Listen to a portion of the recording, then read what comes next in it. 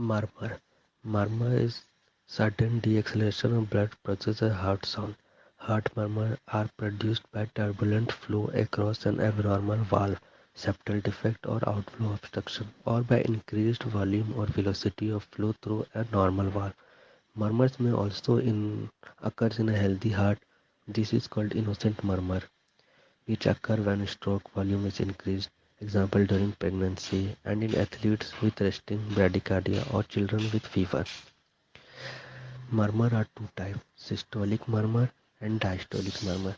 Systolic murmur is further divided into early systolic murmur, example acute severe MR and acute severe TR.